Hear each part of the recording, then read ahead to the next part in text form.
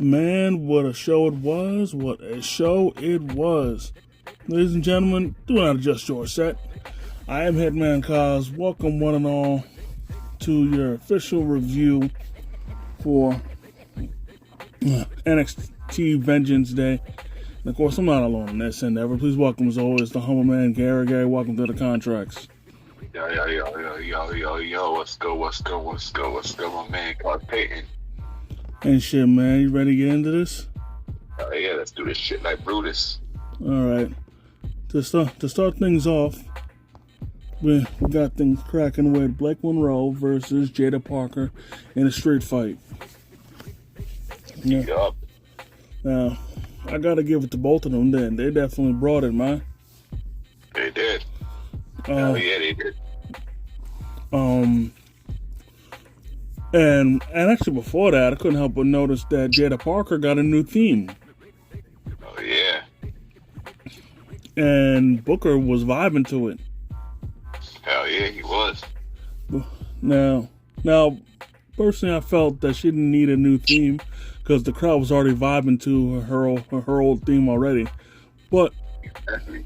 this theme, in my opinion, I think they made it so they can further emphasize the crowd chanting her name. That too. Either way, it was dope.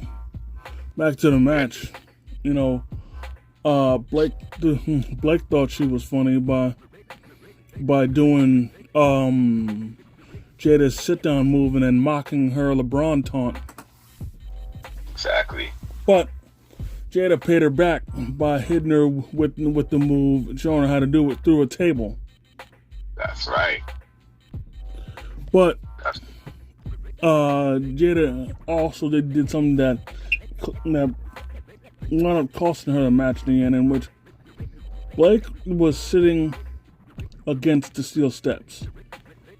And then Jada tried to hit her with Hypnotic, but Blake moved out the way, so she crashed into the steel steps. So that's right. the lower half of her body was pretty much compromised for the rest of the match. That's correct. Then towards the end, Blake Monroe pulled out a bag, and you know what I'm saying, we're gonna have to break into Ludacris because they wouldn't stop doing it on commentary, and I think you know what I mean. I think I do. You know what I'm saying? In rollout. Roll up. Yeah. What's in that bag? What you got in that bag? It's a back. And we eventually did find out what was in it, and what was in it was diamonds. Yep. And Certainly was. and this would essentially hand her the match because first Jada was on the second rope, to which Blake then threw a handful of diamonds in her face, obstructing her vision. Then Blake hit her with a middle rope hurricanrana onto the diamonds. Then she sealed the deal by hitting the glamour shot onto the diamond, and Blake Monroe wins. Now I ain't gonna lie. As much as I enjoyed this match, I really wanted Jada to win. Me too. But you know, there'll be other matches, you know. Yeah, there will be. We already know. Moving on, we have Tony D'Angelo versus Dion Lennox. Now, this match had an interesting start where at the start of the pay-per-view, Dion Lennox was actually waiting outside for Tony D'Angelo. And honestly, it's because of that this match should have been also a street fight, and if not that, parking lot brawl, false count anywhere, no holds barred. Any of those would have been a lot more appropriate in my opinion, especially with Dion Lennox waiting outside, you know. Right. So next thing you know, Tony's whip pulls up. Pretty beautiful looking car, I might add. However, it's a trap. It's a trap because the person in the car is a decoy. But Darkstate doesn't see this at first. Right, exactly. Next thing you know, by the time they realize that was a decoy, Tony goes to town on all them with a crowbar. Oh yeah, right. Now eventually, Darkstate does get the upper hand and does jump him. However, they get unexpected help from OTM. Now let's be perfectly clear, because they do make this known on a backstage segment after the match. OTM did not attack Darkstate to help out Tony D'Angelo. They did that because to send a message to the tag team scene, because Osiris Griffin and Saquon Sugars. Exactly. So that had nothing to do with Tony D'Angelo. That was just conflict of interest, if you will. Right, that was a great match too. Yeah. Then, eventually, after enough fighting through the backstage, they actually crashed through the wall, where the platform is, where superstars will stand. So they crashed through there, and then they finally had their match in the ring. Right. Where eventually Tony D'Angelo got the win after hitting his spine buster on Dion Lennox. Right, exactly. Now, even though I did enjoy this match, still, this match should have been no holds barred, falls count anywhere, or hardcore. Right. Any of those match types would have been perfect. But you mean for Johnny and what's his name? No, for Tony and yeah. I mean, that match is still good regardless, honestly speaking. Yeah. Tony was doing things. But the biggest reason why I feel this way is because of Dion Lennox waiting outside for Tony, you know? Right. Moving on, we had Tatum Paxley versus Izzy Dame for the Women's North American title. That's another good match. Yeah, they definitely both brought their stuff. Tatum, honestly, with the way she was performing, it almost felt like she had something. She felt like she had something to prove, even though she didn't. But I digress, because she was hitting some pretty dope ass moves. Oh yeah. Like she hit this flipping leg drop. Right. But and the best one was when it appeared as though Izzy hit her with a code breaker, but she did a backflip out of it, and that's correct. And then hit her with a flipping kick. Oh yeah. And then that led to her hitting the cemetery drive, and Tatum is now the new Women's North American Champion. Now, as good as this match was, I'm sorry, but there was a lot of screw-ups, a lot of botches. Oh yeah. And honestly, no offense to Tatum Paxley, you're great in the ring, but honestly, if you can't hit a 450 splash without landing on your feet, don't do it. Oh yeah, exactly. You don't. Because every time I've seen her do a 450, every time I've seen her attempt a 450 splash, she always lands on her feet. Right.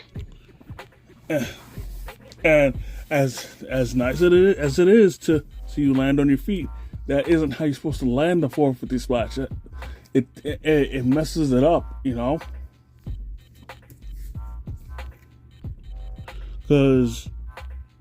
And you know, I'm not saying you have to tuck your legs when doing the move, but you know, your chest has to hit the opponent's chest.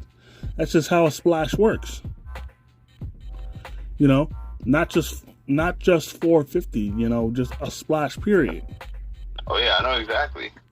Exactly. I know exactly what you're saying, bro. Anyways, moving on. We had Lola Vice versus Kalani Jordan in NXT Underground.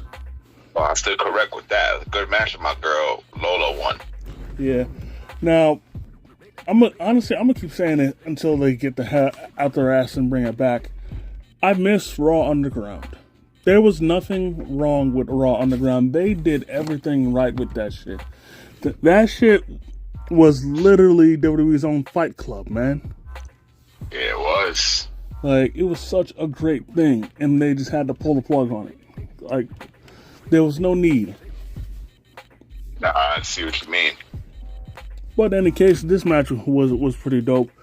Kalani did her thing, you know, taking off Lola's glove to further exploit the hand injury that she gave her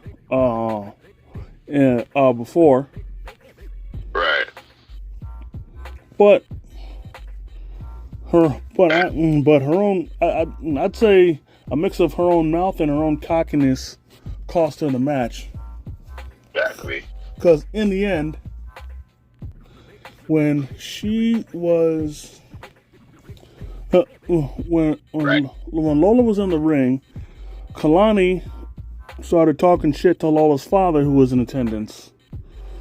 Yeah, exactly. And she spent too much time talking shit to him. So by the time she got back in the ring, pop, Lola knocked her out. Yup. Hell yeah. That match was good, so. Yeah. Moving on. We have Joe Hendry versus Ricky Saints for the NXT title. Now, earlier in the night, we couldn't help but notice that once again, the alliance between Ricky Saints and Ethan Page has continued to grow to the point where Ethan Page joined Ricky Saints ringside. And as of now, they now have a team name in Absolute Ego. Exactly. Now, honestly, I'm feeling the name. I really am. But on to the match, we had some interesting stuff. There was a moment where they actually backed the ref into a corner, and while the ref was backed into a corner, Ricky Saints took Joe Hendry to Dick Kick City, and again, because he was in the corner, the ref's view was obstructed, so he didn't see the low blow. This allowed Ricky to hit his tornado DDT, but Joe kicked out. Exactly. Then another moment happened where there was a ref bump, and Ricky told Ethan to get the title and bring it and throw it into the ring for him to use. However, Page threw it too far, and it wound up and it was now in the reach of Joe Hendry. To which then Joe actually didn't use it. But when the ref came to, similar moment happened where the ref was backed into the corner. However, this time Joe Hendry returned the favor, taking Ricky Saints to Dick Kick City, then hitting him with the standing ovation, and Joe Hendry is still NXT champion. Now, I don't need to say it, but you know, I will say it anyways, and that is NXT Vengeance Day cleared Elimination Chamber. And I mean cleared. With a capital CLEARED.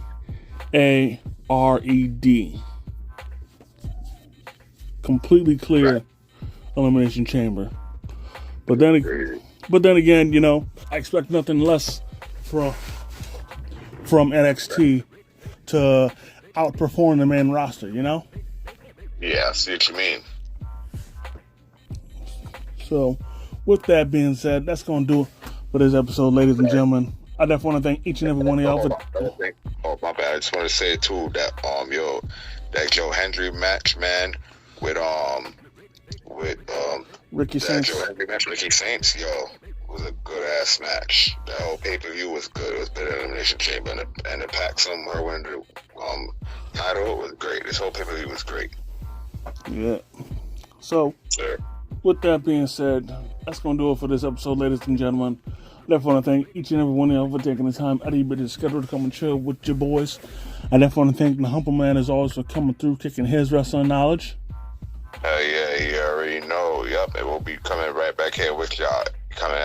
We'll be right back here coming back at y'all with predictions for NXT Stand and Deliver on April 4th, and also predictions for WrestleMania 42, Night 1 and Night 2. Yeah, and thankfully this time they're not like back to back, you know. All right, exactly. Like how they did in years past, so we can actually give y'all a break and not not steal y'all's time for like 2 or 3 hours because we have to cover two of the biggest pay-per-views at once, you know. Yeah, exactly. So until then, if y'all enjoyed this video, hit the like button, comment if you feel like it. If you're new to the channel, please subscribe and hit the notification bell so you never miss a new video. And as always, by way of Circle Vision Productions, it's the Hitman and the Humble Man. And if you see us coming, run.